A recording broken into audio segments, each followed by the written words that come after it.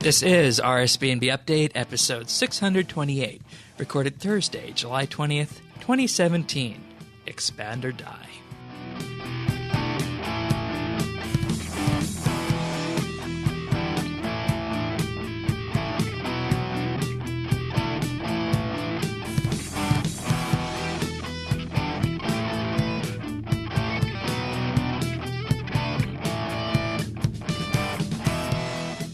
Hello, everybody, and thank you for joining us for RSBANDB Update.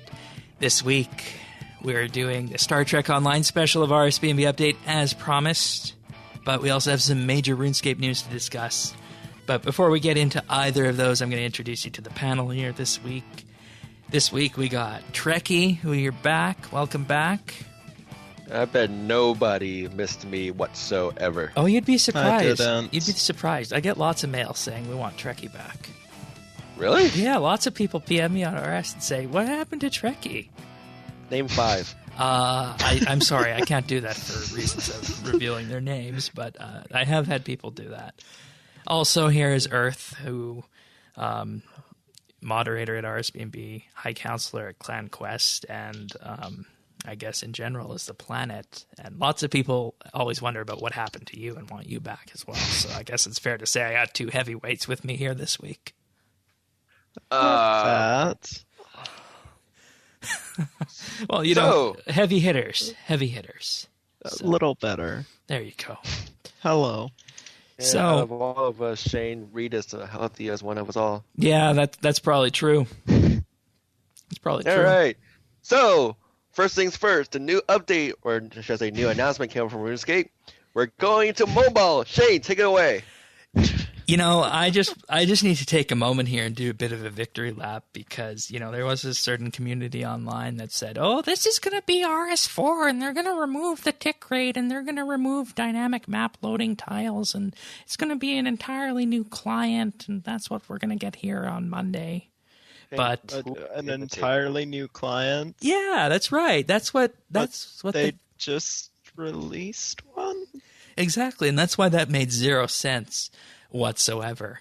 I mean, if you look at the technical side of the NXT client, the client they released last year, that client on its own is only being used a fraction of what it's capable of. Anything that Jagex wants to do in the future can be done on the NXT framework. They just need to put Java to bed. So that's why that announcement, or that theory, I guess, by those people made zero sense whatsoever. And it was just you guys were there in Discord that one night when I just burst out laughing when that theory popped up, right? No. But go ahead. Yeah. We were discussing this in the RSBANDB Discord when it came up, and I had briefly heard of the news the day before, and oh my God, I had some people in Discord who were so insistent that this was what it was going to be. I just got to say, we were right. It wasn't RuneScape 4. Instead, it's RuneScape on mobile. So, anyways, RuneScape on mobile. Initial thoughts. Are you guys? Is this a shock to you? No. Maybe on a small scale. Why is that? They've been talking about wanting to get onto mobile for a while. Just can never figure out how to do it. Okay. And so, no. Yeah. you know, it's going to be for iOS and Android. We know that much. Right? No Windows version. Which I mean, It was surprise, not me. yeah. Are you going to stick with that platform? Yes. Okay. All right. Just wasn't sure if. Until I am dragged kicking and screaming from it. All right. Earth here is a Windows phone platform user and has been for a number of years. You guys will probably remember that from a podcast in the past. But in any case, we're forecast to get this in 2018. Didn't I tell you at the end of an episode that I got one? You did. You talked about how great it was too. Mm-hmm. Yeah. So, kudos for you. Well, I mean, That was fun. if I had to abandon iOS, I would go to Windows Phone. You would never abandon Madden Apple, Shane. Yeah, so see, he can make that promise. Well, we'll see. You never know what might happen, but the old school version is supposed to ship in November or December because it's a simpler engine to port over. And we'll see closed betas this fall for both old school and RS3 on the mobile platform. So what Jagex did show us this week is they did do a bit of a pre-alpha gameplay teaser of the mobile client running on an Android device. Shows a very interesting kind of menu with your inventory and whatnot. Someone running around chopping some logs, and it looks, exactly like the RuneScape that we all know.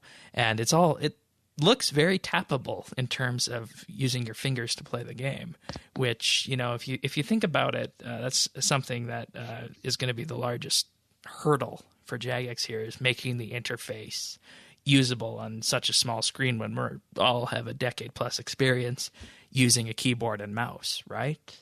So before we get into the Q&A with this, do you guys have any hopes, or what do you guys think of this? You think it's going to be a success? I think it'll be a success. All right. Any particular reasoning behind that? Because all games are just moving heavily to mobile lately, and this will allow a lot of the older teens, early 20s who remember RS. They'll be like, I can get that on my phone now, and then they'll play it. Yeah. And I mean, when you think about it, there's so much you can do in game, from, fishing, wood cutting, even just checking ports, that you can just accomplish now on a little device. Oh, like yeah. that, compared to needing to log into a full desktop version of it. One thing I think that's going to be really interesting for a lot of people is for people who have iPads or tablets in general, and they can pop RuneScape up on that screen, and then using the picture-in-picture feature or the split-screen feature, they can then have a YouTube or a Netflix app going in the side. And basically, you got the perfect way of playing RuneScape on the couch or in bed, when previously you would have had to have a bulky laptop with you, right? So I think that's going to show lots of promise there. They did a live stream this week about Q&A, and they had a straw poll in this. And one of the very common places in this chat poll that they did, where people said they were going to take RS on mobile, guess where it was? 44%. Okay. Take a guess. How about what percentage? No. Take a guess as to where they were going to try and play RS3. On the toilet? There you go. You hit the nail on the head. Mm-hmm. I mean, Well, yeah, shampoo bottles are, 2 decades ago. Yeah, but I don't know. And I mean, I have to assume that the vast majority of that was joking, because, I personally, I don't do that, but I don't know if that's a very Shane, common you thing. don't do a lot of things. Oh, I miss doing these podcasts with you, Reed. All right. I know. All right. Alrighty. Okay. Interface. I think the interface is going to be obviously tweaked to work with your thumbs. It's going to be more of a two-handed interface, I think, unless you're on a small device. So I think that would be the most logical way to go, and I think that makes sense. Movement-wise, what we can see in this gameplay alpha video is that a two-finger drag will be the ability to move your camera around. Tap will be a single click, and if you pinch to zoom, that'll zoom in the camera, as we currently do in RS. So the core mechanics of the interface have moved over to mobile, and have done so quite well, I think, with this. It's going to be really interesting to see where Jagex goes with this, and what kind of feedback comes in for it. If you guys had to choose, what would be your preferred way of interacting with it on a mobile device?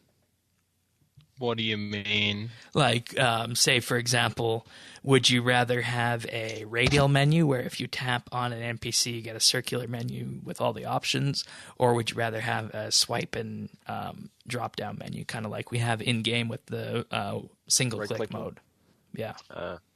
I think the second option would be best. I would vote for the second option too, because if they get players to play this more on their phone, maybe they go back to their computer, play it online. And if they do, then, well, it's easier to transition. Hey, how come I don't see the symbols anymore? Like, oh no, it's more or less the same thing. Right. So, and it probably will make it easier with transition too.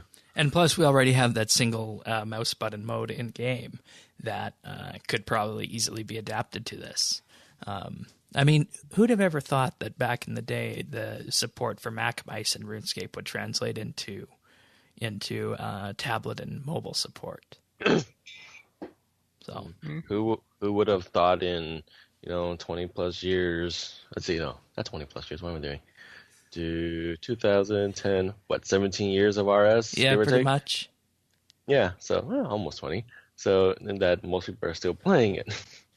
Yeah, well, it's a testament to the community and the game engine and the game devs behind it as well. So okay, that's great. And you're probably wondering, how can you get in on the beta on this? Well, they do have a little survey that you can fill out on the RuneScape website. This will be linked in the show notes at update.rsbnb.com. They want your character name, email address. Would you be interested in playing an early test version of it? And do you want to receive promo email? Then on the next page, they ask you what kind of device you have. So you should probably be honest about that one. And they said the first batch of testers will be determined by, do we have too many people testing for iPhone or not enough for Android, or maybe small screens, large screens, that kind of thing. Maybe they'll get to Windows. Well, that could happen in another way at some point. There is an option right? there. And then there's an other, which is like, what? Yeah, I put other there. Maybe I'll get an email. What in the world do you use? Right. I use the old-fashioned flip phones. Yeah, they said as a joke they could put RuneScape Classic on an old Nokia like that. That'd be cool. Yeah. Have you ever, just to kind of go on this whole tablet endeavor here, have you ever tried RuneScape on your Surface? Your Microsoft Surface? Yes. And how does it work for touchability? All right. I mean, RS is a point-and-click game, so... Well, there you go. So, I mean, maybe that's the Windows solution. Because weren't they talking about being able to run x86 apps on a Windows phone at some point? I believe that was a theory, but I'm not sure how that's going. Well, fingers crossed for you then, so you can take RuneScape wherever. Oh, I agree. Yes. All right, so there's also a Q&A about this week. Old school research started about a year ago, and full-scale production started roughly 4 months ago on how to complete this project. Another question was asked, why now? And, this is exactly what you guys said. They want to keep RuneScape accessible to the current player base, and also people who might not have the time to play on a desktop. They can just do quick little things on their phone. Like you said, all the games nowadays are practically mobile, right? So that makes sense. Mm-hmm. Data use is going to be similar to existing RuneScape accounts. Old school will not need not so much at all, because old school is designed to work on a dial-up connection, and RS3 data use is also relatively light unless you're loading models or a new game update, which they said they will be mindful of data limits and whatnot when they are updating the game. Well, you can always set it to update only through Wi-Fi. Yeah, and of course that'll be an option for people as well. They said it's going to be, respect all the standard mobile conventions and whatnot like that. But what I'm kind of wondering, how with free-to-play, they have banner ads on the client, on the website, and clients and whatnot, right? Mm-hmm. So think about, for free-to-play, all the ads that could potentially be popping out, how they would pop up. That would be interesting. Do they end up having ads pop up when you first load in, or when you go through a new area, or they have to make some kind of revenue, and Or maybe like, oh hey, watch this ad to get 2 GP. Maybe they'll do like the mobile version of it. Watch these ads to get full iron suit. Watch this ad to get full bronze. Watch this ad. They're adding advertisement. How they would do it would be interesting. And both iOS and Android games do have the ability through their dev systems to run adverts inside of a game. So it's not inconceivable that something like that could happen. So I feel like they... I don't know. You feel like I don't know what Jagex is going to do. All right. Well, you know what they're really doing, Shane? What's that? They're following the 45th rule of acquisition. Expand or die. Yeah, and so, I mean, there you go, Shane. I did the Star Trek thingy for you for the podcast first. Thank you. Thank you. We have had a real shortage of those. Well, that's your damn fault. Yeah. And just one more quick thing on the ads. I think another thing that can set RuneScape apart on mobile and can really differentiate it from a lot of the mobile games out there is that the microtransactions that exist in game are not nearly as pervasive as some of the microtransactions that exist in other mobile games. Oh God, yes. So RS has done it very well, where most of the stuff that they sell are very much either the bonds, which you can actually, if you grind enough to pay for it in through the game, or mostly are all cosmetic, except for the extra bank thingy. But you and I were lucky that we got it for free because yeah. But yeah, most of it is mostly cosmetic. Almost everything is cosmetic that you can buy, which I'm perfectly fine with. Exactly. And we can go later on with another game where it's very much pay to win. But we'll get there when we get there. Yes. A couple of other things here from this Q&A. They will be doing UI scaling based on the resolution of your device, so that if you have a Retina-based tablet, it'll bring the UI up to a reasonable size so it's not very tiny, and the text is not very tiny as well. And the biggest thing that came out of this is that after this is finished and has been launched, this UI scaling will be brought to the desktop client, which is something I have been wanting for a very, very long time. Because if you play RuneScape on a very large display, it's very hard to read the text. I have a 27-inch iMac, and sometimes I need to squint to read the text because it's so small. So as soon as they can bring this UI scaling to the desktop client, that'll be a huge benefit for everyone. Okay. We also got no offline play. That was a major question here. Yeah, you wouldn't be able to play offline anyway. Yeah, because of course that doesn't make sense. It's an online game. Support for Touch ID and push notifications are something that could come later on, so you could have using your fingerprint as a kind of an authenticator to ensure that only you can log into your account. Oh, that would be great for the bank pin thing. There you go. There you go. They also said push notifications will come for grand exchange offers and maybe for things like when your farming crops are done. So if it's time to go to farming, ports, another good one.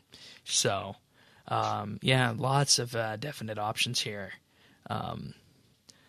Also, old school RuneScape will have their beta start with a few thousand players, and the beta will last as long as it needs to last, and the beta will take place on the live game. They're not going to have a separate server for it or copying accounts over. Oh, good. It's on a live game. Yeah. This also... go ahead. You remember all the betas that they have done in the past and how completely like bonkers, EOC? Useless it became? A little bit of EOC, but you remember when they were transitioning from RS1 to RS2, and now it's called RS and old school and all that, or RS Classic. I remember that. And I remember we were all in the beta. It was cool. We literally tried a whole bunch of things on. Then EOC came out. People are saying they hate it. It sucks. It sucks. It sucks. It's like, okay. And we tried the new client thing that popped up for the high def thing for Chrome. HTML5.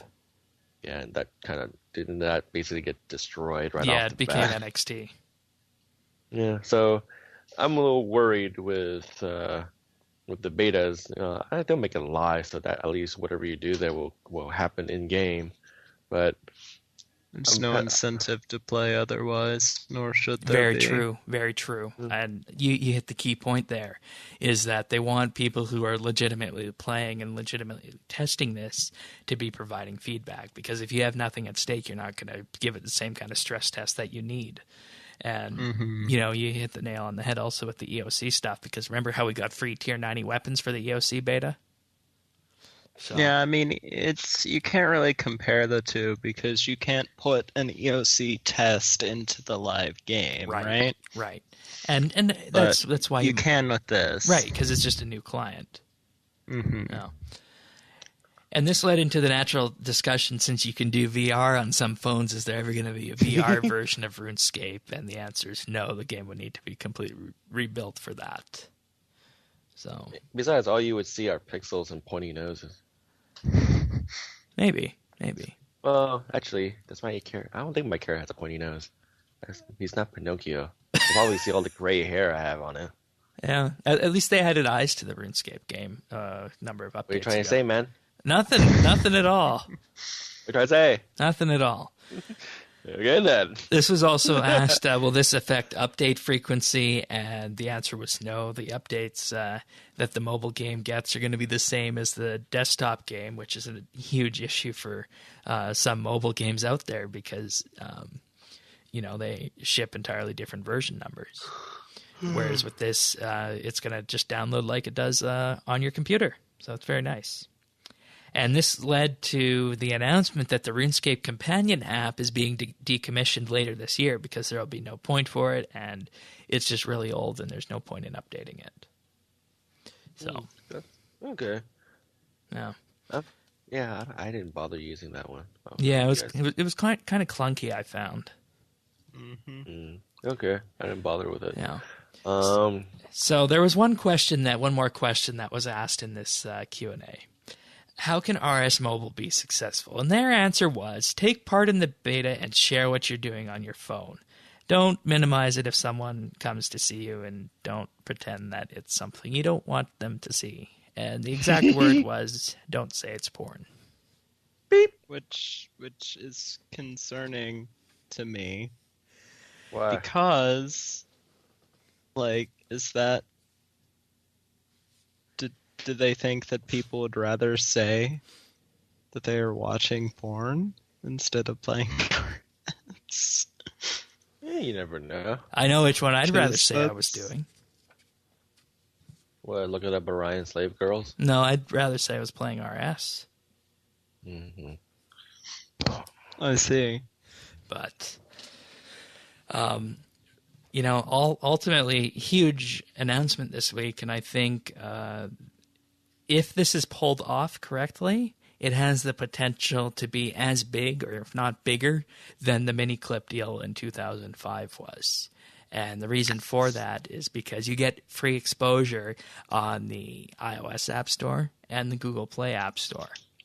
And this is like in 2005, Jagex put a link to their RuneScape game. They paid for a link on the miniclip.com website, and this drove a huge amount of new players to the game. Really did. Yeah. So, man, mini clip, Shane, that's going back old school. I know it is. I still remember when it was on mini clip, people were like going to Jagex and like, oh my god, they have your game on a new website. Oh, no, is it safe? I was like, no, yeah, we licensed. Oh, okay. Yeah, and that's why this is going to be so big, because if you can get in the top 10 or top 20 on the new games in the App Store, just imagine the kind of exposure you get. So it's going to be really great. So okay. All right. Anything else on mobile, or shall we move on to the little update that came this week? Let me see. I think we have a question on that one later. Yeah, so we can probably come back to it. So I'll answer that later on. Okie dokie. So this week we got the Build the Beach event, where you can bring sand to Reyna in the Lumbridge Crater. And you get the sand basically while you're skilling around RuneScape, and if you manage to complete the event by bringing her 15,000 sand, you can get a ring of sand, which lets you turn into a pile of sand. You can also get I the hate sand cape. sand. Yeah, me too. I don't like it. It gets everywhere. It's annoying. There's also Was that Shane? Was that a Star Wars reference? I don't believe so. Oh, Reed. Yes, we gotta it do was. Yes, it was, Shane.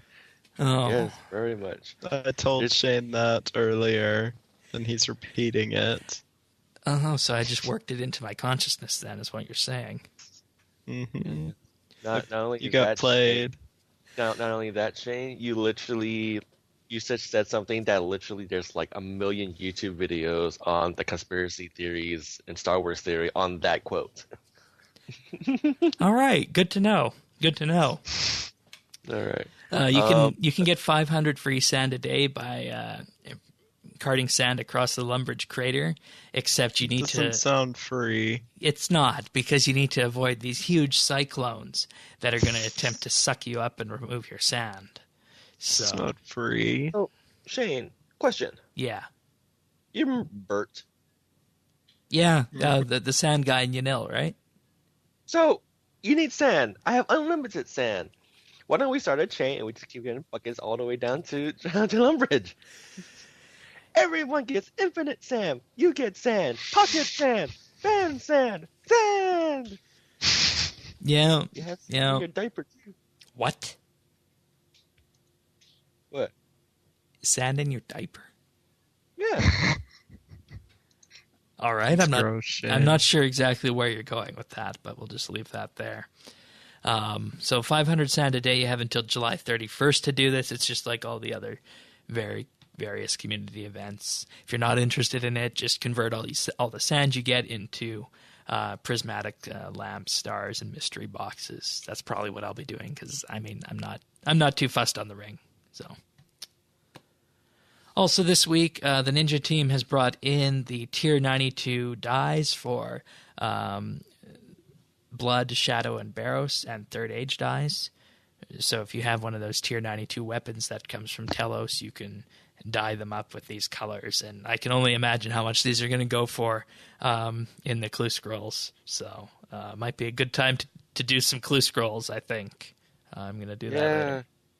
I actually kept 3 in my bank literally for years, and finally someone talked me into finally completing them. Oh, yeah, now, of course, is the good time to do that. Well, I did it, and because basically the idea, I believe it was, once whatever clue you get, it's already generated what reward you get too. But it worked out for me because I ended up getting Ranger boots, and I got like easy 5 mil off of it. There you go. Ooh. There you go.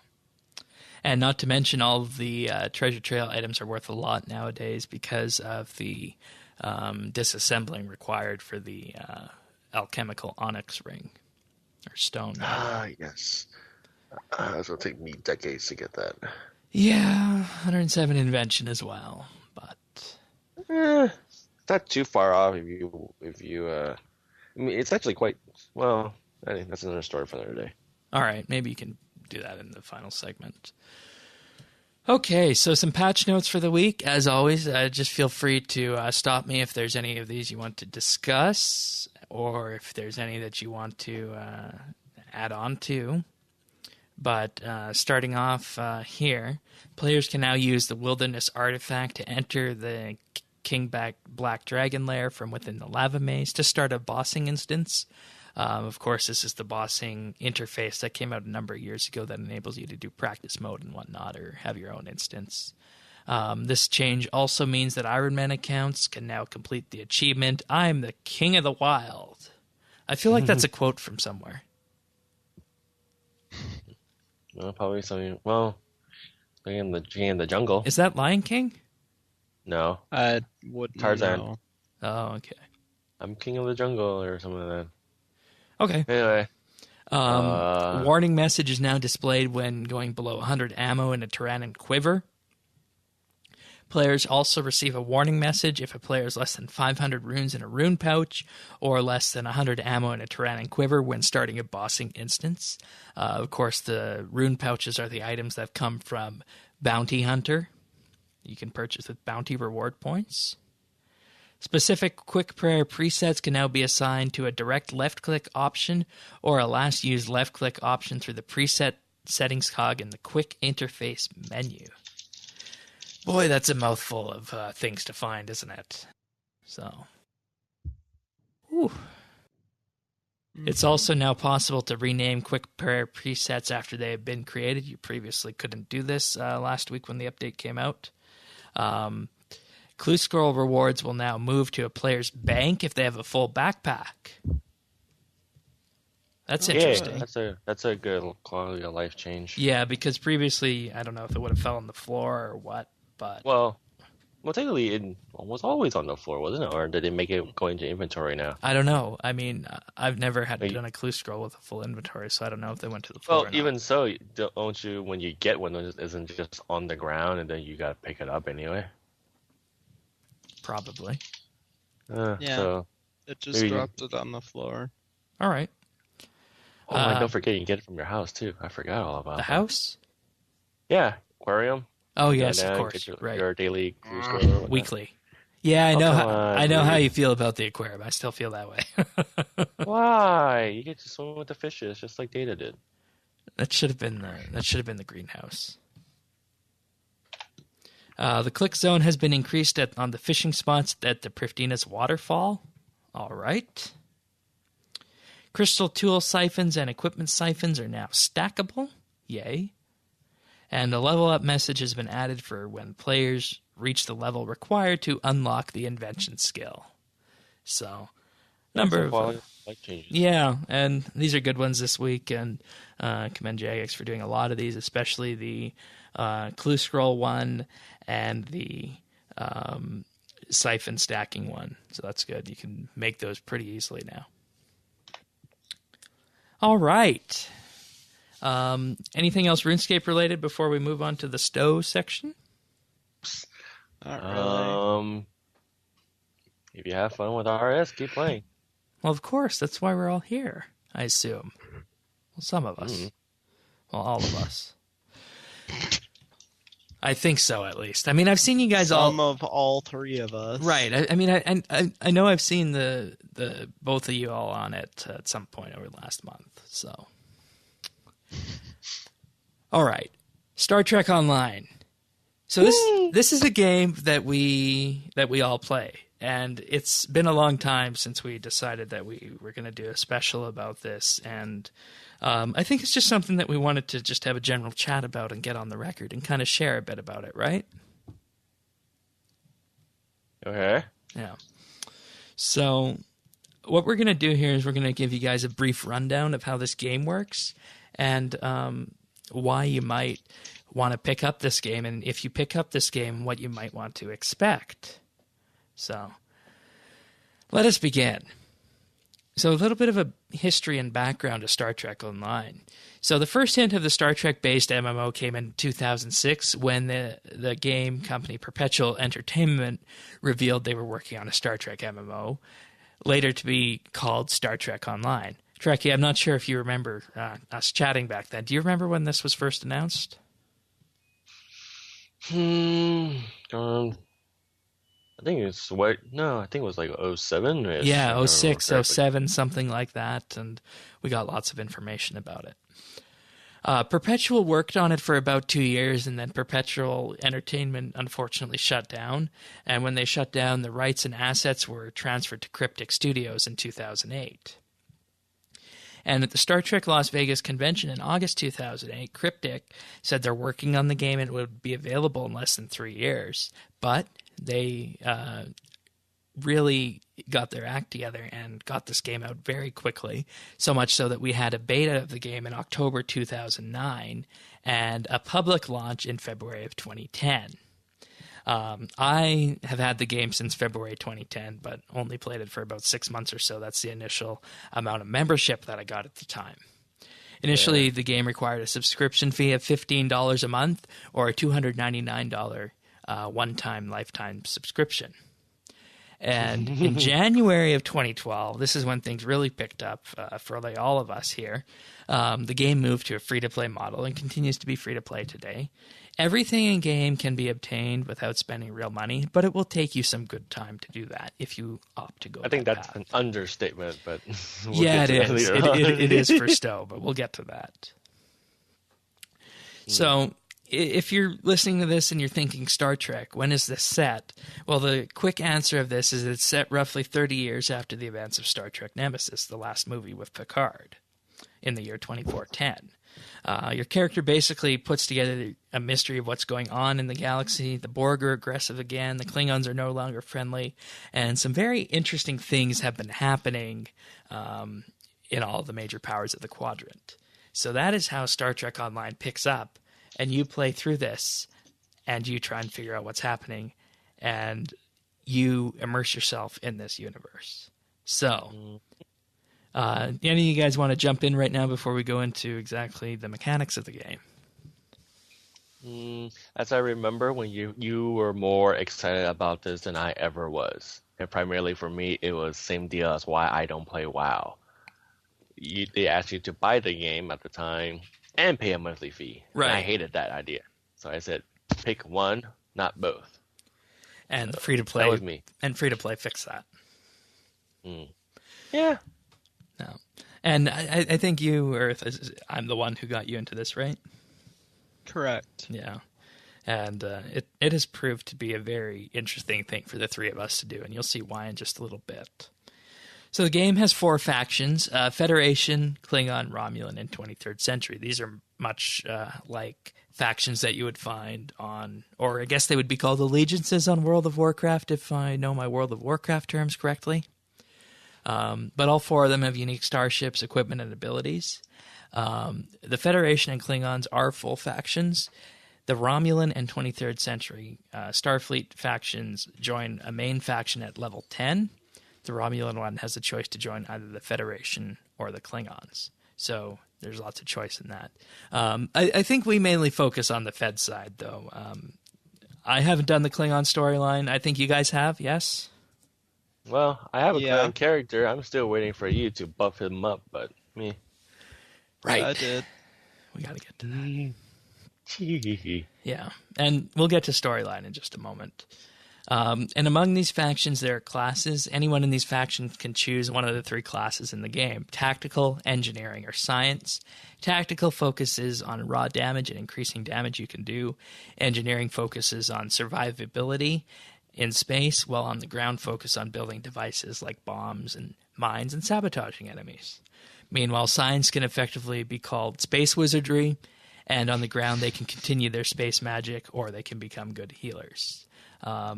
What would you guys say is your favorite faction of the 3? Or favorite class, 23rd Century Fed. Oh. Favorite class? Yeah, favorite class. I still like my Psy. He done good to me. And the reason you're having such trouble deciding is because all of them are very unique and they all accomplish something very differently, don't they? Yeah, Yeah, basically. because, I mean, I have my tech who destroys everything just by shooting Just by it. looking at him. Just by looking at him. Yeah, I have my engineer who just overwhelms them with power, and then I have my Psy who kills them with space magic. Yeah. Yeah, space magic. And I mean, I have attack using a lot of science abilities too, so like there's a lot of overlap too. Right.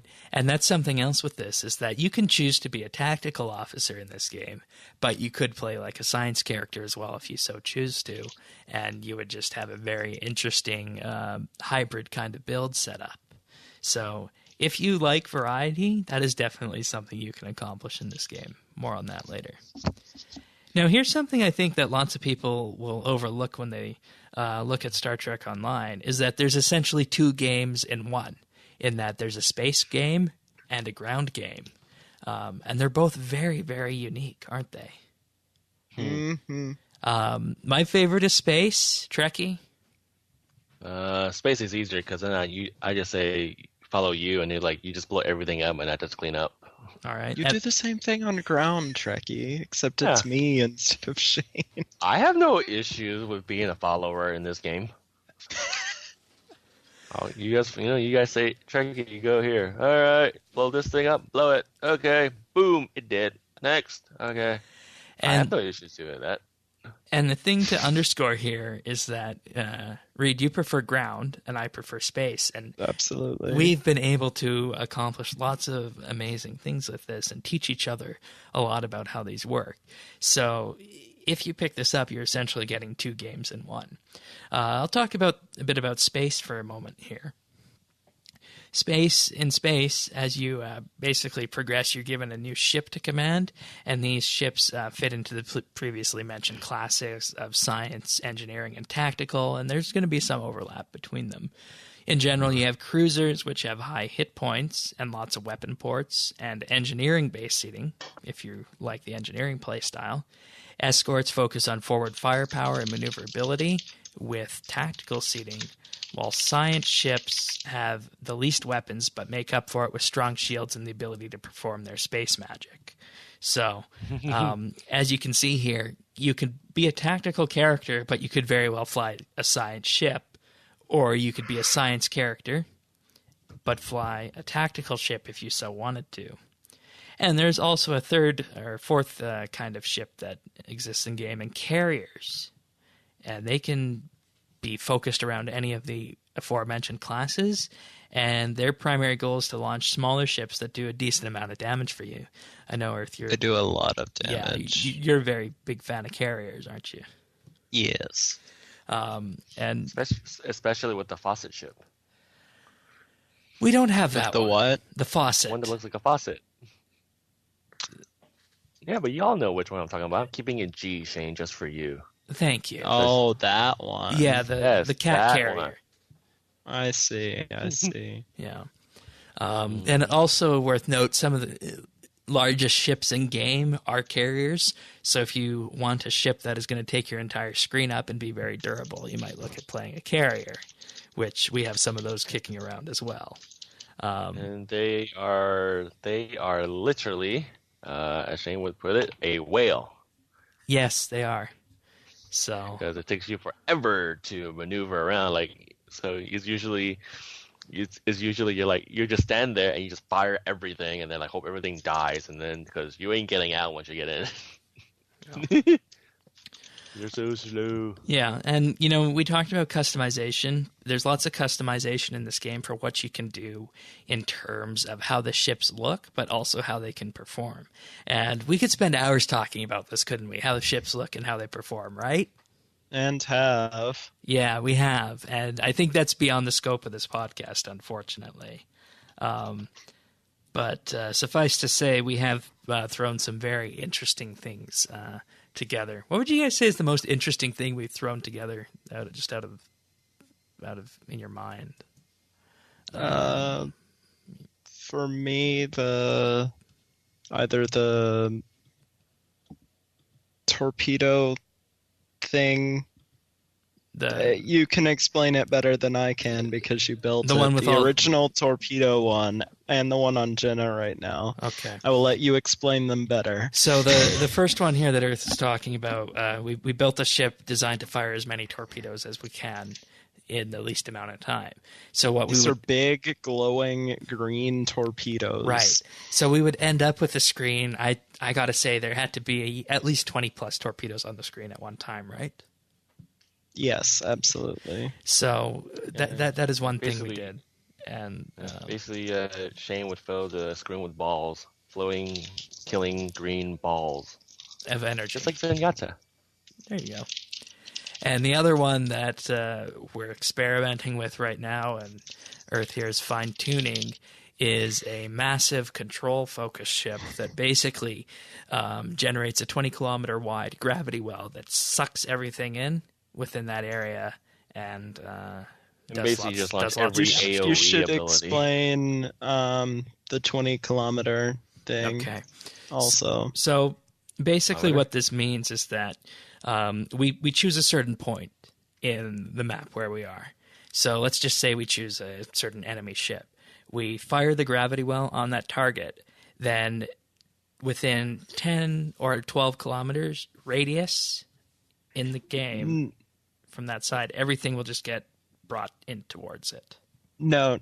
What I meant is, why is it significant that it's 20 kilometers? What makes that a big deal? Oh, okay. You're in space. That's not a long distance. Right. Okay. So what we're looking at in regards to as to why we like this is because anything within that area will be damaged significantly by that. And the damage increases as it gets closer to the center. So Okay. So the biggest point of this is 20 kilometers is significant because the farthest distance that you are normally able to attack someone is 10 kilometers away. That's So actually a good you're point. essentially, hold on, let me do math here.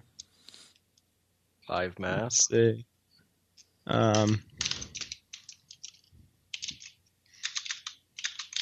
One moment. All right. Let's see. So You're probably trying to figure out how far you can project your range, right? He's doing some. basically that increases the factor that you can do damage by 4 because you have a circle around you with a radius of 10, and then otherwise you'd have a circle of 20, right? Right. That makes sense? Yes, that makes sense. Yeah, So- that's what, because someone who's not familiar with the game, which most of our listeners won't be, aren't familiar with like the whole 10-kilometer thing and why it's such a big deal that you can hit something 20 away. Yes. Thank you for That's what I'm explaining. trying to get you to Yeah. explain. Yeah, and I think you just did a perfect job of explaining it with the whole 10 kilometers out from your ship being the maximum, and then that's why extending it out to 20 is so big. So I think you did a perfect job explaining that. And it pulls all of them in to that point. Yeah, and basically what this means is once they pull everything to that point, we unleash hell and everything in it blows up. Mm-hmm.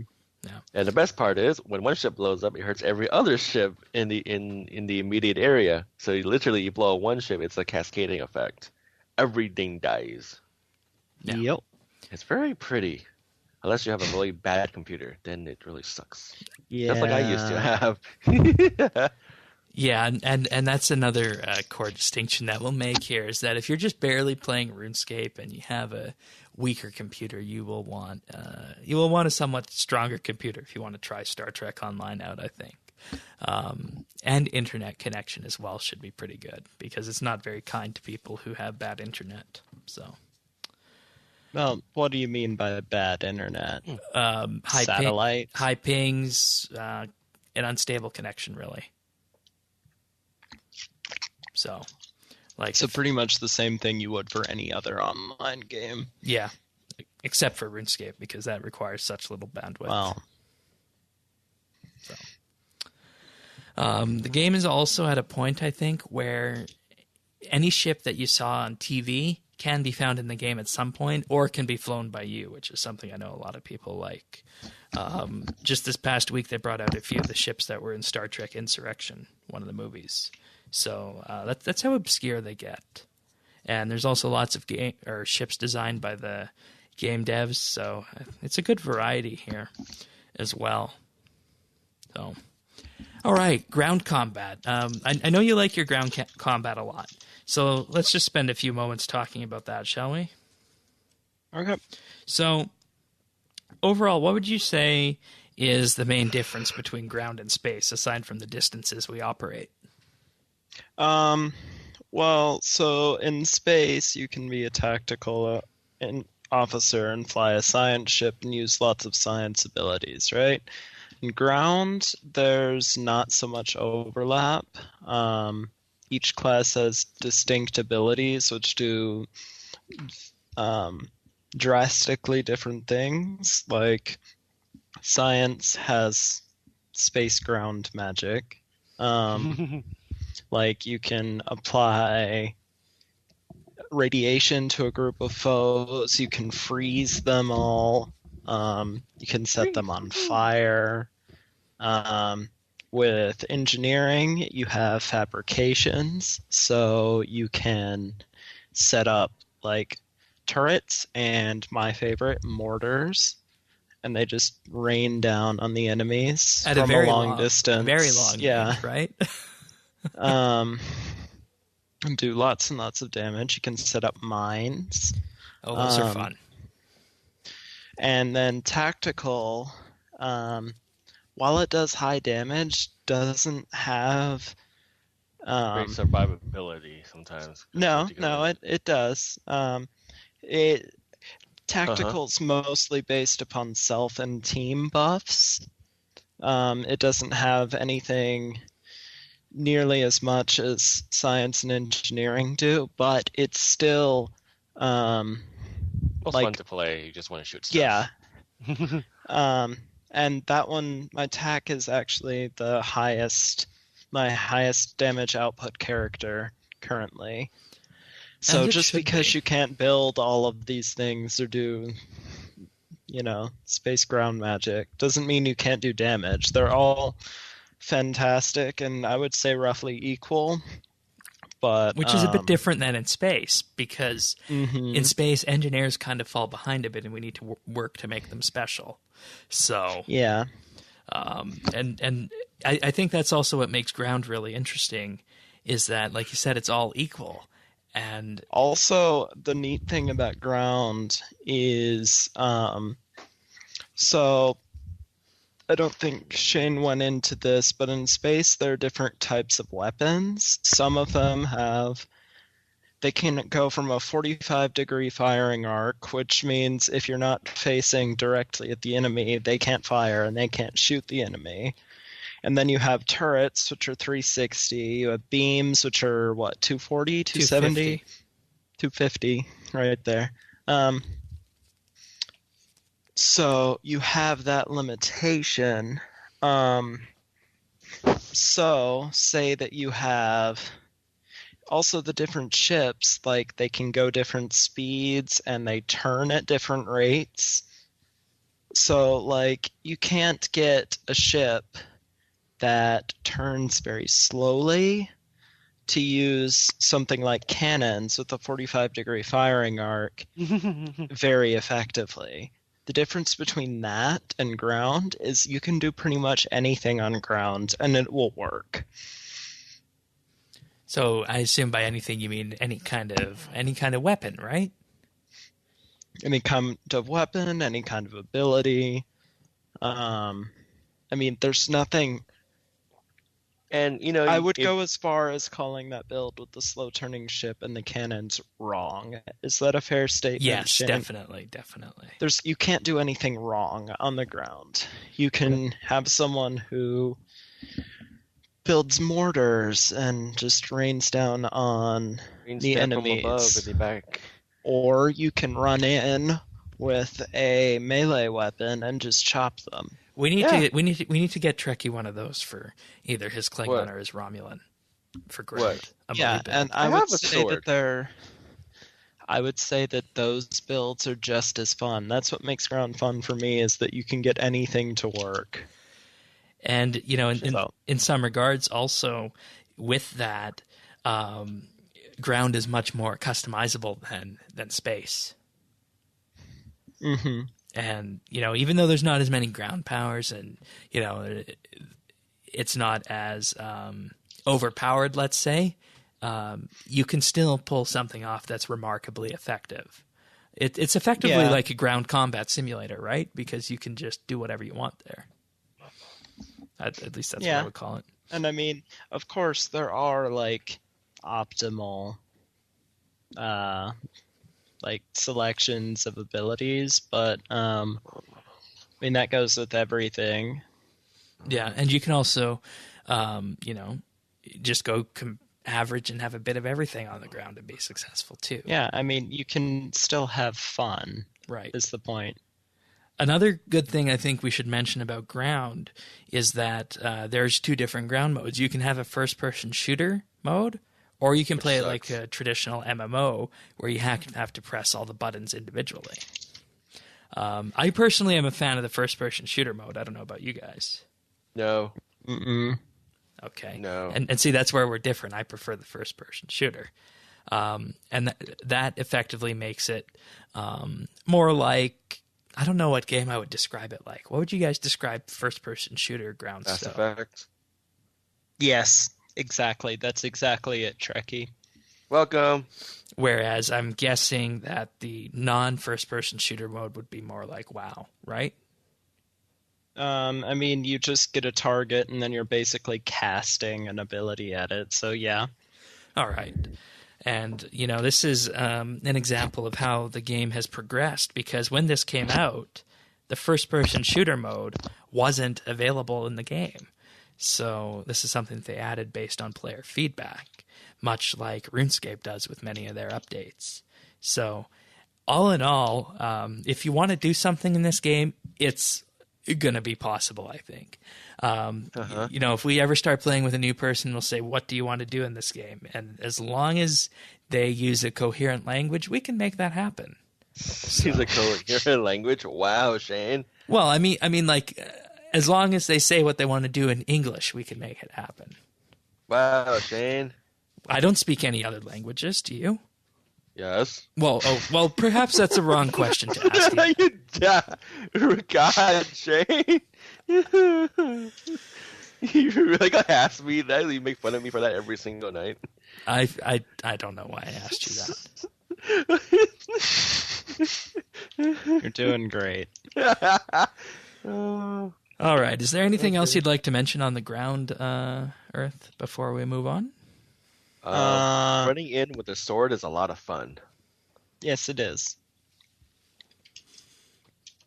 I would agree. All right. Because you just literally go whole Leroy and then like, come on, Shane, let's do this. Like, wait, we're shooting. No, you're shooting. I'm chopping. So, what would you say is your favorite ground build then, before we cap off the ground section? What's the favorite thing you've done on the ground?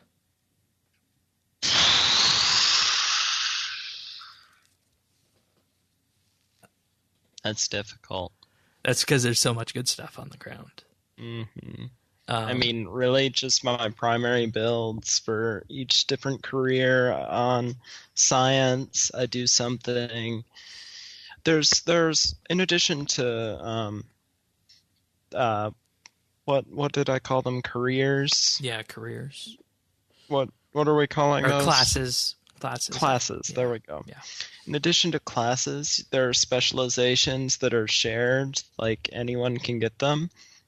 And those would be temporal. I'm thinking just ground and space ones. So temporal, Intel. commando, intel. And those also grant additional abilities. And one of my favorites is from the temporal one. It's called Paradox Bomb. What it does is it takes all of the enemies in an area and pulls them into one center area. So I like to use that on my Psi, and what I do is I use that, and then I use a bunch of area of effect abilities on them. Like I pull them all in, and then I use one that freezes and heavily damages them.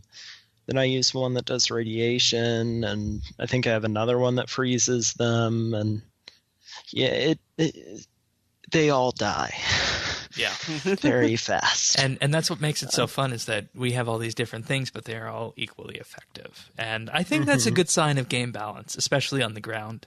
We've made good strides in the past few months to balance out space, but I think ground is more balanced than space at this point. Would you agree with that? Yeah, Yes? and then engineers, I just have my mortar build and turrets and mines. That one's fairly standard, but I find it fun. Yeah. And then my tack, my tack is actually interesting because I have a weapon that chains between enemies. It hits one and then jumps to another, and then one more. And I actually use a couple of abilities where I fire a wrist rocket at them, and I can call in a coordinated bombing strike, and it sends in a drone that just drops charges on them. And Shane can even. It's fun. And Shane can literally go and call down an orbital strike too. Mm-hmm. Yeah. Lots of fun stuff there. So, all right. So let's talk a bit about, I think, the player progression and how you progress, because we really haven't talked about that. We just talked about the core of the game, haven't we? So the game starts out, you start off at level 1. The max level is 60. And you can level up through this game by just doing the storyline at this point. And there is a boatload of stories that you can do. There's storylines focusing around the Klingons, the Romulans, the Cardassians, the Borg, Species 8472. That's Cardassians, not Kardashians. FYI. Oh, yes, of course. For the listeners, not for you, Shane. We know. I know. It's just a shame we have to mention that, you know? Yeah, I think you're just hating. You can always call them by their real name. Spoonheads. Yes, spoonheads. But in addition to those, we've got ones on the Delta Quadrant, time travel, and that's just a few of the arcs that are in game that have multiple missions or episodes in them, as the game call it. So you can do that, and that is your progression to level up from 1 to 60. You can just do the storyline, and you will get yourself to level 60 eventually. Yeah. And you'll have to, grind a little bit on some levels because they don't. Some of them don't give you just enough. Hold on, experience. didn't they reduce? Yeah, they did. The XP. Yeah, they flattened out the Between XP 50 and 60. Yeah, so it's only 1 per 50 to 60 now. So they did fix that, and that was a huge mistake when that came out, when they increased the level cap, and they finally got that fixed. So it's a lot more manageable now than it was in the past. Beyond that, there's also a duty officer system, which is kind of a sub-game. You can think of that as player-owned ports. If you play RuneScape, you have your ship and you have the duty officers aboard your ship, and you can send them off on little missions that take anywhere from, an hour to 4 days, I think? Yeah. Now, there's that. Once 30 minutes. There are some 30 minutes missions too. Yeah, so mostly fix a broken bone. Right, it's just like player-owned ports, and you get stuff from them. Later on in progression, there's also the Admiralty system, which is the same thing except for excess ships you might have. So there's lots of ways to progress your player through this. There's also reputation systems, which let you get very high-end gear for a good value once you reach level 50. And I think that's one of the overlooked aspects of this game, is that if you're just playing this game, you can get the top-end gear in this game from your fleet, which is effectively a clan, or the reputation system past level 50. I think we all agree with that, right? Mm-hmm. There's also, as you said earlier, the specializations, which allow you to further customize your character. So suffice to say, if you create a character, you're not just going to level it up to level 60 and be done. You're going to be spending a lot of time doing this in-game, and you're going to spend lots of time to customize your character and get it just the way you want it going through this. In regards to storylines, they all flow nicely to get together and feel like episodes of the TV series. I think, would you guys agree with that assessment? Yeah.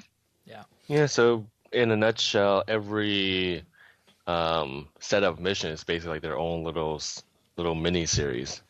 So you can if you don't need to know the shows, to watch shows, know the lore to follow what's going on. Right. But if you do know the lore, and if you do know the background info, you will find lots of little things in here from various episodes thrown throughout the series. You and I were just talking about this last night. There's this one episode in Star Trek Online, one mission, where multiple, where it's exactly a throwback to this one episode of Enterprise, and it's only this one episode of Enterprise, and it provides an alternate perspective on that episode, and they do that a lot. So that's also a nice thing if you've seen them. Yeah, there's a lot of Easter eggs if you follow the shows, a lot. So it makes it very interesting. Yeah, it's fun. This game is also voice acted by the various characters that play them on TV. Voice actors have included Leonard Nimoy as Spock, Chase Masterson as Lita from Deep Space Nine, Denise Crosby, who was Tasha Yar and Sela on Next Generation, and Michael Dorn, who is, of course, Worf. Also, for their first expansion, they brought back Tim Russ, Garrett Wang, Robert Picardo, Jerry Ryan, and Ethan Phillips, who are, of course, the main cast from Star Trek Voyager, who all reprised their roles as Tuvok, Kim, the Doctor, Seven of Nine, and Neelix for that expansion. And there's many more voice actors in the game. Who do you guys feel did the best voice acting that made it feel like you were watching an episode of the TV series? Unknown. Doctor. The Doctor? Yeah. Probably. You can never go wrong with the Doctor. Yeah, I'm going to have to go with him as well. Either him or Neelix, I think. Neelix was just annoying, and he had a heartbreak at the end of that episode. No spoilers. No spoilers. I didn't spoil anything. He had a heartbreak. Okay. And I think one of the things that we value here from this game is that most of the episodes and missions here can be played with a team of up to 5 people that you know. So if you are playing with someone that you know, you can do practically almost every episode in game with them. And we do that whenever we're leveling up a new character. It's just a better way to play the game, and you get to have some fun with people you know. So and what's semi-nice about it too is that if you have other friends who are way higher level than you, you have to match your level. And what will happen is everybody will dump down to your level too. So all level 50s become level 22s, whatever it is. So keep it kind of even playing field. But if you really, really want to farm, you get all your high level friends and you just stay in the back, let them do all the destroying, and you get XP from it. But that's no fun. yeah, that's not fun. Well, you basically you can shoot back. It's just when they shoot you, you die instantly. Yeah, and this is what I like is that it's not an MMORPG in the sense that you're playing with a million other people online. Well, not that many, but you're playing it with people you know potentially, which makes it great. The storylines are also advanced frequently, anywhere from monthly to every 3 months or so, and the game itself is updated weekly, just like RuneScape is, with tweaks and fixes to make the gameplay experience better. Mm-hmm. And one thing that you might talk to someone who played Star Trek Online back in 2012, and maybe they're considering coming back to the game, is that over time the production quality on the missions has increased greatly. And, ultimately, I think this is something that the three of us has really felt is that over the last year, this has encouraged us to take out lifetime subscriptions for the game. Just because we value I recently it. bought one. But, I went back and played... I recently made a Klingon character, and I went through and played all of that. And those are the oldest... missions in the game that haven't been revisited yet, and they were still very high quality. They're actually some of my favorite. And there you go. Because you get to go to Stovokor. Which is, of course, the really Klingon neat. afterlife. So. Yeah. Yeah, and, I think, would we all agree that the meat of this game, when you're leveling up, is in the storyline? Oh yes, absolutely. How if you in love depth they are, story, and tight they are. then this is definitely a game that you will like. Yes, most definitely. And speaking of that, what's our favorite missions? I'll ask you guys first. I don't know. Shoot, I don't have one. All right. What's my favorite mission? Yeah, your favorite mission. Favorite series of missions, definitely the Nimbus arc. Oh, okay. Which is where you're able to go. It's only because I can play it with friends. And when you're on the ground, usually if you're doing a mission, usually you get a team of 4 bridge officers to accompany you. And Nimbus, all of those missions are sort of open. So if you have a group of 5 friends, you can all go down there individually with your away team. So you have a group of 25 Oh yes, those were always friendly fun. characters all just mowing down everything. It's You can so act- much fun. and you can actually have more because what'll happen, there are other people there, and they get all like, "Yeah, join our party. We're doing that mission too. Cool." You literally can have a giant army, and it's like army Mhm. running around. And people are like, the enemies are still spawning the same number of people. So they're like at 5, like, we're gonna kill you. I got like 50 guys right behind me. You really think? Yeah, that's actually a very good point. I forgot that you can do that in that series. Yeah, Mhm. yeah, I'll go with that. It was always fun to read like, don't group up. Everybody bring their own officers, and you get like an army of 50. Mhm. I mean, that's definitely not the best story-wise. That one would probably have to go to the Iconian arc. Yes, definitely. The Iconian arc starts very early in the game. But as far as actual gameplay, that one's definitely my favorite. Yeah. And see, this is something that Star Trek Online does. You said the Iconian arc, and the Iconians were mentioned in a grand total of 2 episodes, once in Deep Space Nine and once in Next Generation, and yet they're made into an entire storyline in the game. So that was really nice to see. Mm-hmm. My favorite mission and favorite mission arc is the 2800 series, which was a revisit to Deep Space Nine of the ships that appeared, or rather disappeared, at the beginning of Season 6 of Deep Space Nine. You got to figure out what happens to them. And I won't give anything away, but there's this one mission. It's just absolutely fun and hilarious because you get to walk on the outside of Deep Space Nine.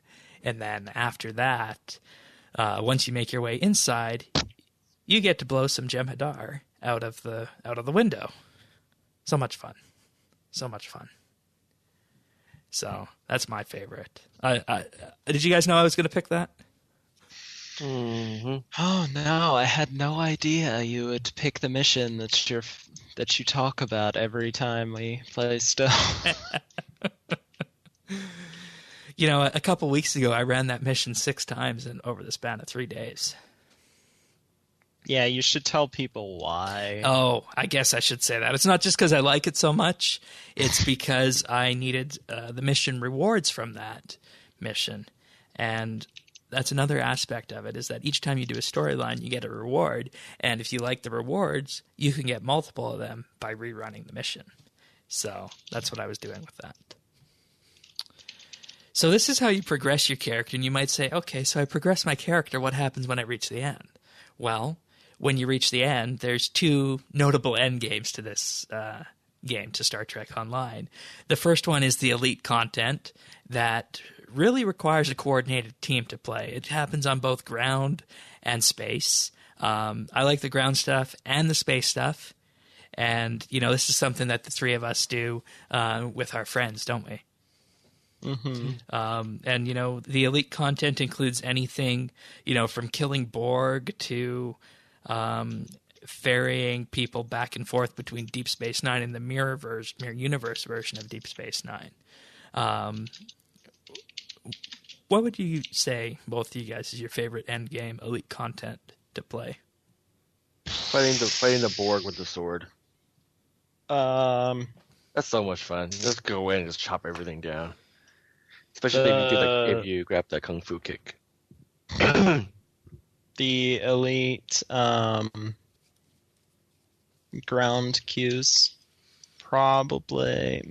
I don't know which my favorite is. Brotherhood of the Sword? No. Bug Hunt? Probably Bug Hunt. Yeah.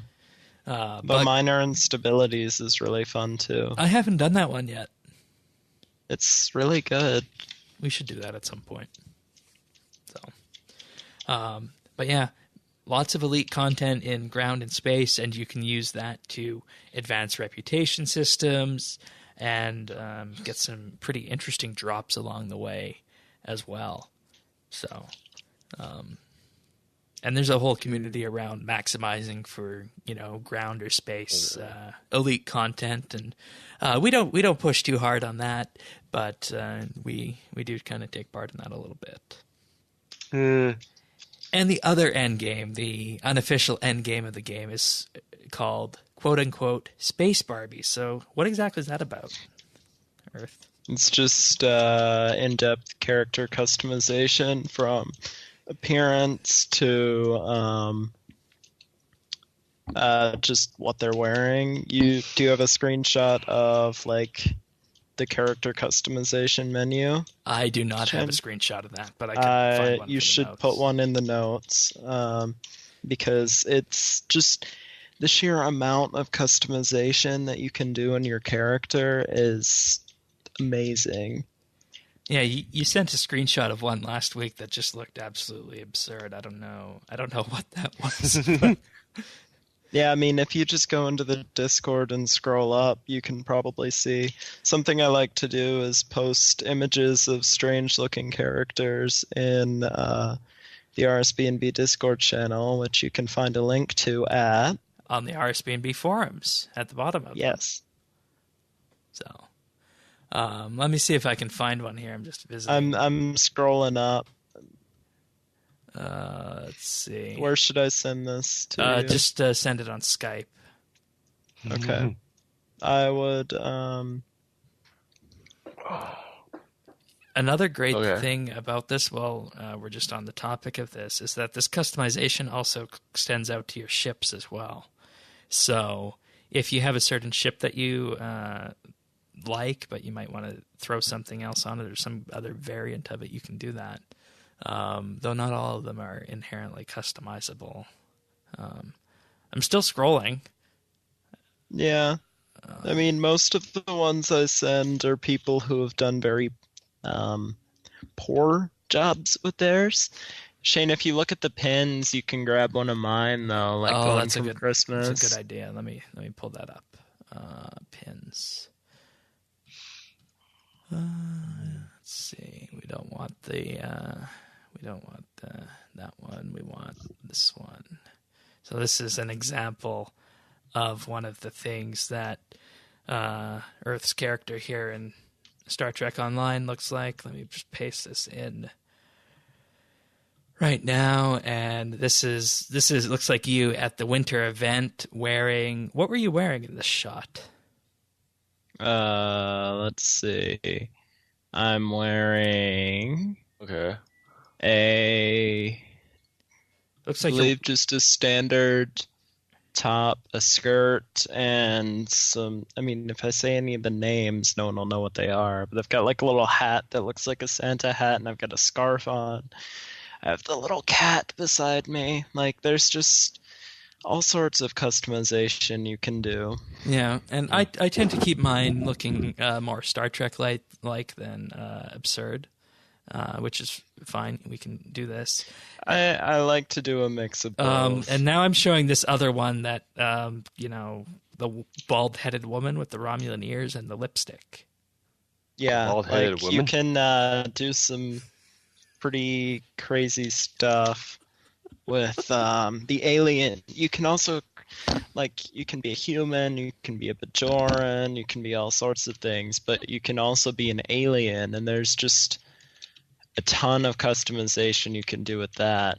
Do you want to tell the story of the one from your old fleet, Shane? I do not want to tell that story.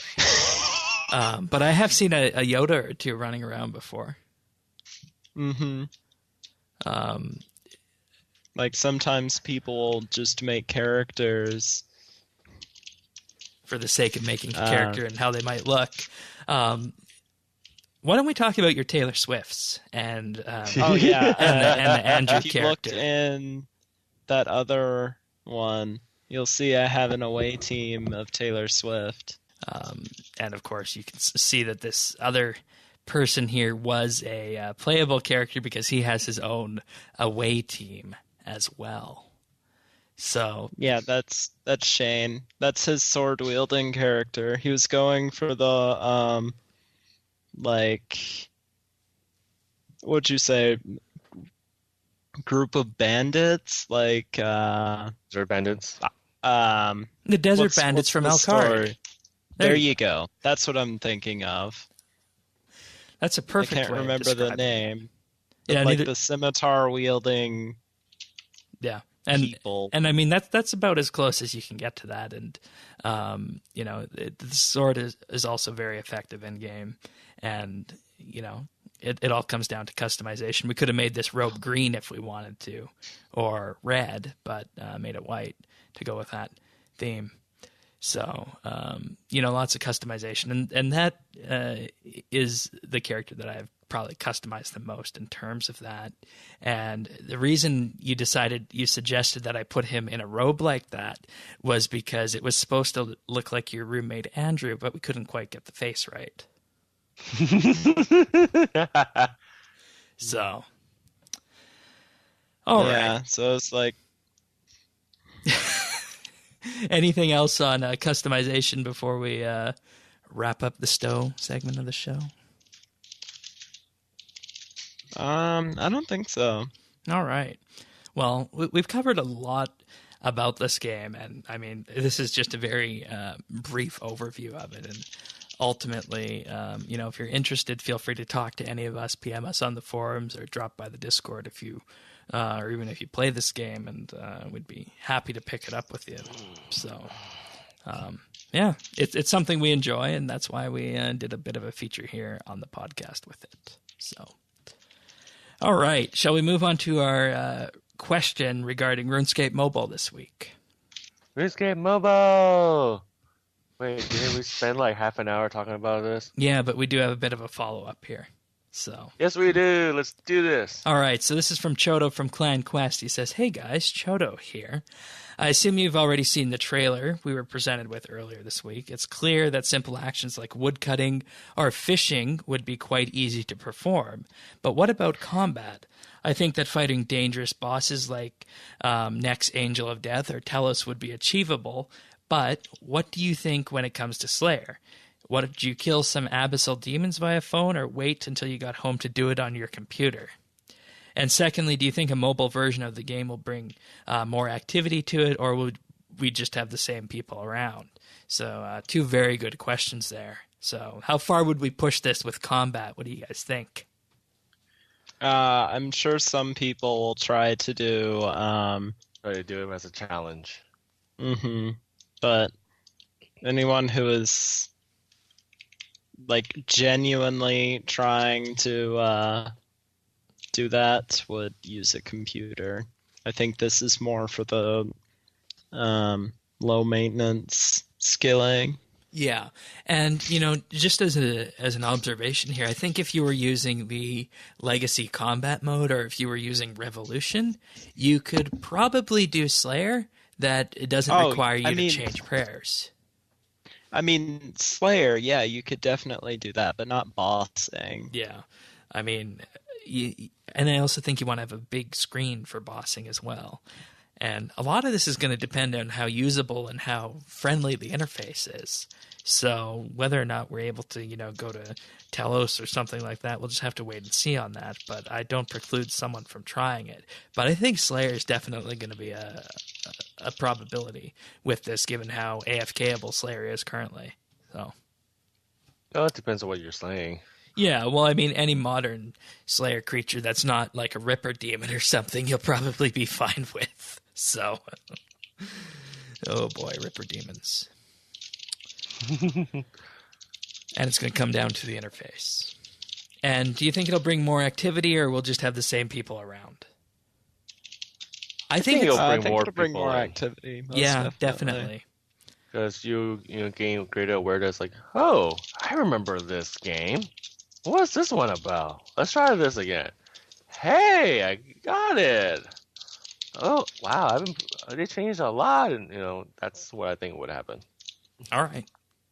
And, like I said, it's going to be very valuable to Jagex to have a position on the App Store in the game section, and maybe even on the top apps that are there, or even just a featured app when it first comes out.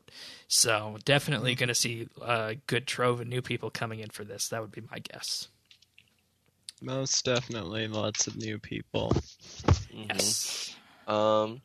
Yeah, I think one of the reasons they're doing this is because they've tried to expand with Rune Orb, and they had that Transformers game that they tried, which fell, and all that cost a lot of time and money. And I think this is a good route. You remember before, it's like they're trying to expand, but they could never figure out like which route to go to. They tried Rune Orb, they tried a lot of the arcade stuff, and none of them worked.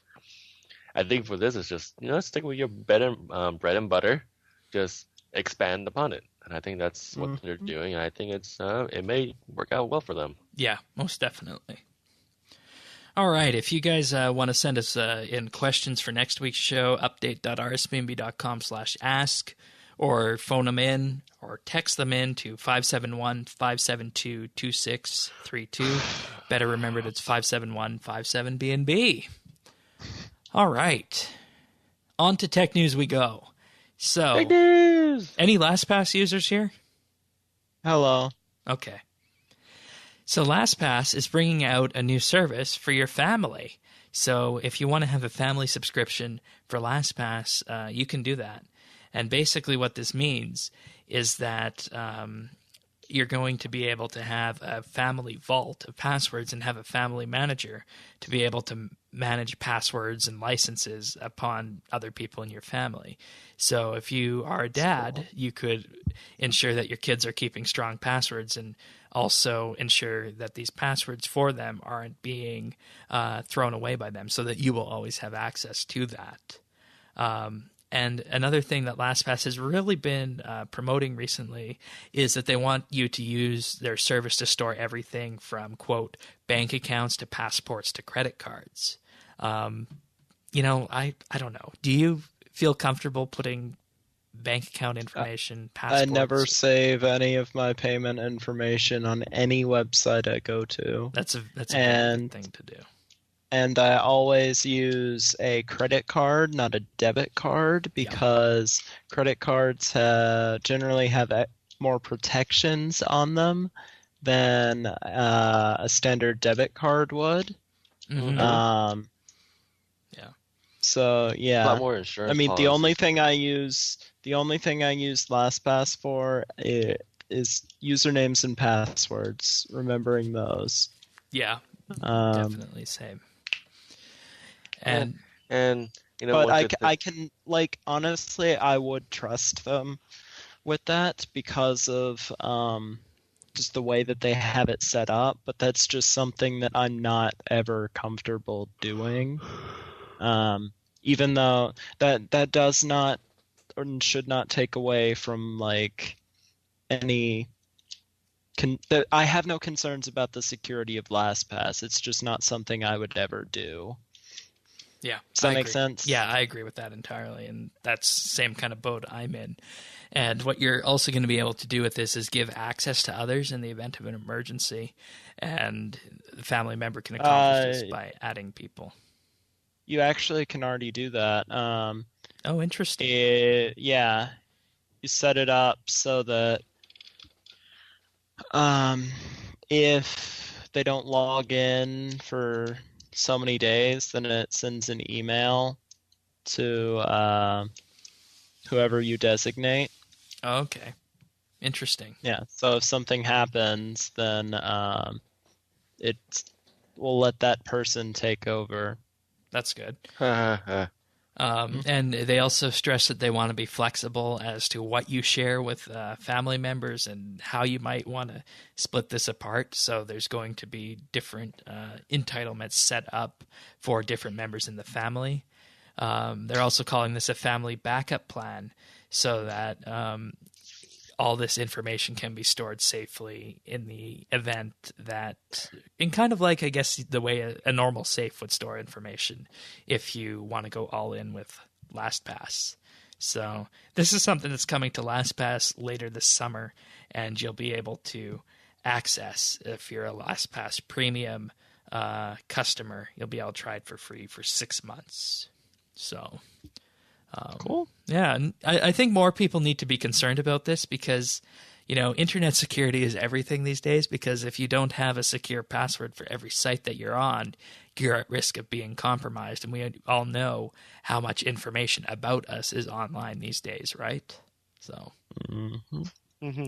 LastPass is a good tool. Okay. Next up, Windows 10 may actually cut off devices with older CPUs from receiving new hardware updates. So, recently we had the Windows 10 Creator Update come out, and Microsoft has made the decision that if you happen to have an Atom-based Windows device, you're not going to get the Creator Update because, quite frankly, Windows 10 doesn't work well on it. So if it falls outside of the manufacturer support cycle, no future major updates. I mean, Atom CPUs are like in the laptops that they send to third world countries. They're not great in any sense of the word. But what is also worth noting is that even though they're not going to get new feature updates, if you do have one of these, you will continue to get security updates through January 2023 when Windows 8.1 service support ends. So Windows 10, you mean? No, it says Windows 8.1, January 2023. Oh, fascinating. Yeah. Which is 10 years after Windows 8 came out, I believe, right? 2013. Unknown. But and you know, I think this raises an interesting point going forward, because is Microsoft going to, you know, continue to support an old platform, or are they going to let people run them on slow computers, which will diminish their Windows experience? And I think they're making a great choice here by preventing people from running them, because that will ensure that people are getting a positive Windows experience, and it's not putting a bad word on what Microsoft is creating, right? Mm-hmm. Which I think it's about time that they do this, because, I mean, how many times have we gone on some Windows device that is just so painfully slow that it gives Microsoft a bad name? So, yeah, I'm glad they're doing this. And, I mean, I don't think anyone with a modern desktop chip has to worry, because they're all probably sufficiently powerful enough going back. Oh, yeah, absolutely not. Is it still the case that anything can run Windows 7 can run Windows 10? As far as I can tell, my work, we've been upgrading lots of computers, although this was mostly last summer, and there haven't been any issues where, like, it couldn't run anything. So, all right, that's good. So, if you have an old Atom chip, just beware of this. I don't think many of our listeners would have that. No, I just mainly put it in because do you guys remember netbooks? Yeah, like that's all that would be in there. Yeah. Oh, like the tiny half-size tiny half-size things. Yeah, I call those purse laptops, because you can stick it in their purse and go on out. I hated those. Yeah. They had no power. Yeah, exactly. Like they were bad when they were released. Like, they're only good for is like for that college girl who can't carry anything, who's like, I just want to do Microsoft Word and look on Facebook. No, perfect. Like they literally were not even that good. Alrighty. Facebook also this week has announced that they intend to test a subscription-based news service with a paywall. You will be able to access 10 articles on this service, and then you'll be prompted to pay. So the idea behind this is that Facebook is going to be encouraging major publishers to publish on Facebook and receive a cut of the revenue behind this, hence the paywall. And the reason for this is to help out the legacy media companies out there who are already struggling due to falling ad revenue online from people running ad blockers and whatnot. So you guys think it's a good move for Facebook to be headed in this direction? I mean, I think it was inevitable. Yeah. And, you know, I think one good thing that they can accomplish with this is that it will make news when you want to find it. If you so choose to have it tailored to your interests, it'll Facebook knows how to do that, and they'll be able to do that easily. So that's going to help a lot of people find what they want to read, and that'll also help the publisher companies in terms of make money off that. So it's a win-win for both sides in that case. And, I think something like this has been needed for a long time, where if you want to just, read technology news and you don't want to go to, 25 different websites, I think there needs to be something for that. And if Facebook can pull that off, that's pretty good. So Google News do the same thing. Yeah. You look into your account and start kind of learning what you like. And I noticed that too when I'm on Google. It's like, there's Overwatch news, but how the hell I even care about Overwatch? Yeah, they've been doing that for a while. That's weird. I don't see any of that, though. I don't have a Google phone, so. Nor do I. I'm just on Firefox. Oh, interesting. But like in Steam browser, if I and like say I'm playing Fallout New Vegas and I'm looking something up, it will show like in the autocomplete just like relevant stuff to the game just immediately. I'll even put in 2 characters and it's already got the whole thing name of the weapon I'm looking for. Yeah. Yeah. So, they want to begin testing this product at the end of the year. It'll be built off of the existing instant articles feature, and they don't have the payment details ironed out. But if the publishers are happy with this, the program could be expanded by 2018 if all goes well. So, and, I think this is something that a lot of people have been talking about as well, is that, we like reading news, but we don't want to go to all these websites to find it. And I think if people are on Facebook, that's probably a good place for them to find it, providing they're aware that's being tailored to their Yeah, that's going to be the issue, is that they'll look for the things they want, and it may skew their own ideology. Yeah, but I have mixed feelings about that. So. But I don't give a 2 rats behind about this because I don't Facebook. So, yeah. Well, there you go.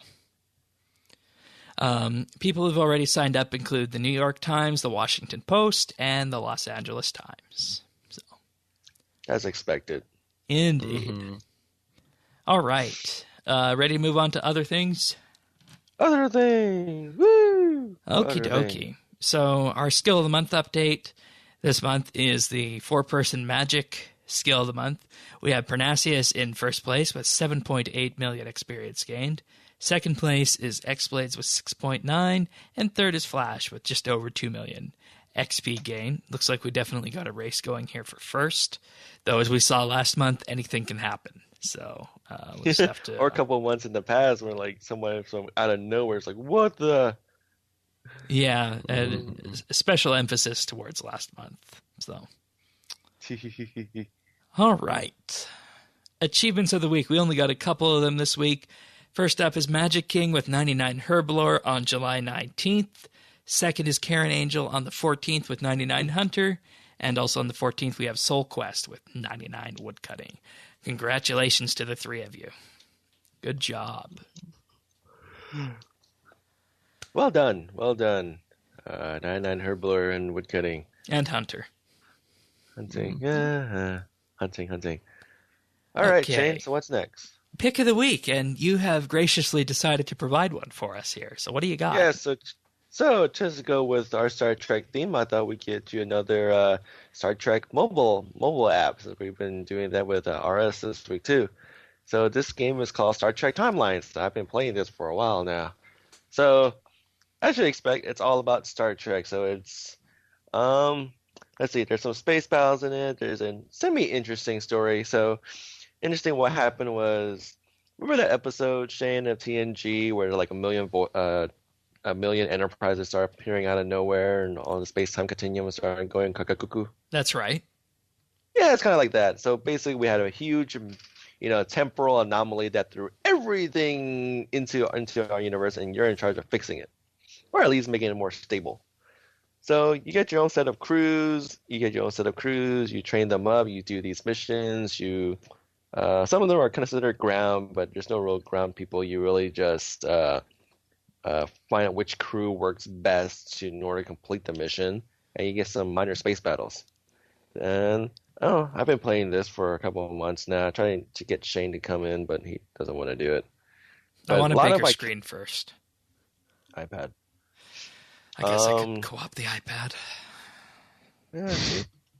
And what's interesting, Shane, is that you know how this week we released on Star Trek Online they introduced General Martok and then the whole new mission. Well, this month is actually Klingon month, so they actually have a bunch of new General Martok characters that was released this month. Oh, very nice. They must, I assume it's free to play. yes, it is free to play. You can obviously pay for it, but everything here is grindable. So that's some things I did. You can actually join a fleet and actually join other people, and they're trying to make it more fleet friendly. In the past, it was very much even though you were in the fleet, you didn't do anything with them, but now they're starting to, which is quite nice. But Shane, if you ever pop into it, you'll see a lot of iconic characters, which is good for the Star Trek fan or people who may want to get into it. And there's they took some clips from the show, so you actually hear the audio once in a while, and definitely, something you can try on. Very good. That's All cool. right. Yeah, it looks like it's available on iOS and Android. What would you say is the best way to get into it? Just start, or? Just start. They have there's like a, well, they have like a 5-minute unskippable tutorial on what to do, and then they literally like, all right, here's some randomly generated crew members for you to train up and use, and go from there. Very much depending on what you're doing, very easily a 5-minute. Let me do a couple of these things, and I'm done for now. Okay, that's good. So it could almost be like player-owned ports then.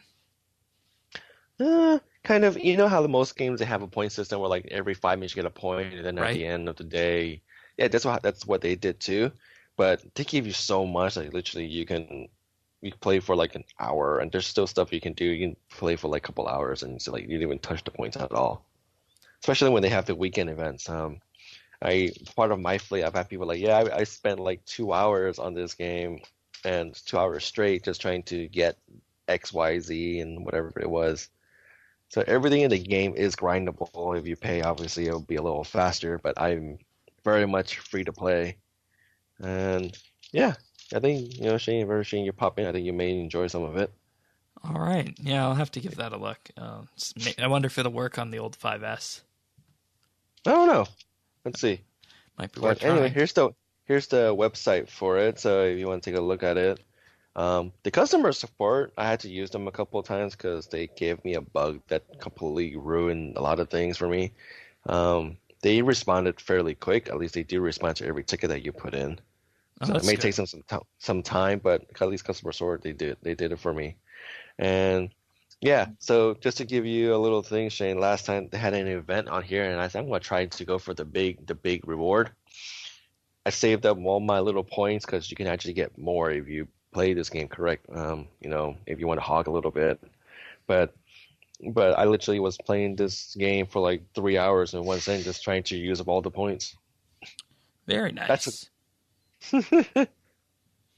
And yeah, that made my eyes a little hurting, but yeah.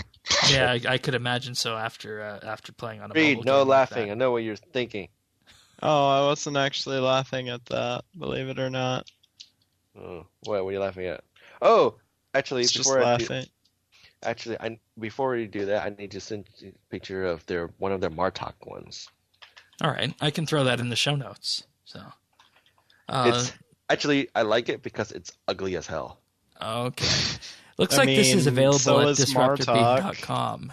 So, and most Klingons in general. What happened? Well, he's more ugly in particular. Let me see if I can find it. Not this one. Yeah, even everyone else is like, dude, this is ugly. All right, well, I'll let you find that in the meantime. Thank you for the pick of the week, DisruptorBeam.com/Star Trek Timelines. So, what have we been up to? Let's start with you, Earth. What you been up to?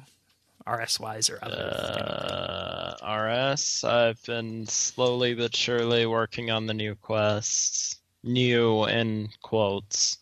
I'm how many months behind am I, Shane? About 8 months behind. Oh, wow. Yeah. So, That one, Children of Ma. yeah. Children of Ma. And then you got the Slisuke's Endgame coming up after that, which I think we still all have mixed feelings about here, but no spoilers since... Appreciate it. Yeah, that quest. Oh, you mean the time that I... Oh, oops. Sorry. Yeah, don't say anything. All right. Say what? Anything else you'd like to share? Not particularly. There's not really much going on. All right. So, Well, I guess aside from that RS stuff, Star Trek Online, and a bit of Overwatch. How about you, Trekkie? RS wise, I haven't been doing much. I've been doing my daily, although I finally got all my manifold and actually do all the way up to Fight Club, which is good. Oh, good. So I gotta finally do Fight Club. Maybe I'll finish those off. And I've been training Invention and Slayer since they're both 120. So I found that if you just augment all your, armor and weapons for Slayer, you can kill 3 birds with 1 stone. Just need to siphon them up at the end of the day. But let's see, way too much Overwatch. But they started a new season for StarCraft 2. I just did 1 match earlier, and I got back into Diamond and 3v3. Although I will admit I was very much carried. All right. Well, I mean, as long as you got there, that's what counts. Okay. All right, now me, I guess. This week on RS, I have been herb farming, doing a couple clue scrolls, and debating whether or not I should go back and try some Slayer. Last time I tried some Slayer, I don't know, I got bored really quickly. So, but for me, I think the best is to co-op slaying. You get more points faster, and it doesn't feel as long for each one. Just yeah, gotta I guess watch then you out for got the someone big. to talk to, right? You just have to watch out for the big, angry, giant monsters that can kill you in 1 hit. I hated those. Yeah. So annoying. Yeah. And I've heard stories about that. And the thing is that on double XP, when you're doing it on Slayer with someone else, things go by so fast. So it's really nice. So you have all your gear and food ready to go, and then you log in with someone, you start slaying, and you'll finish like 5 tasks. Like, wow, it didn't even feel like 2 hours. It can go fairly fast, especially if you decide to potion up and just go as fast as you can. Alrighty. Well, I believe that's it for this episode then. Anything else before we go? Live long and I prosper. got nothing. Alrighty. Yes. Well, Live long and prosper. that seems very appropriate given the content of this week's episode. I agree. We'll be back next week with a full slate of RS news covering, I believe, Jagex is going to give us the progress update of the projects they're working on the unfinished business side of things. So we'll have a look at that. But until then, thank you for listening and sharing your time with us, and we will see you all next week. All right. Kill all hobgoblins.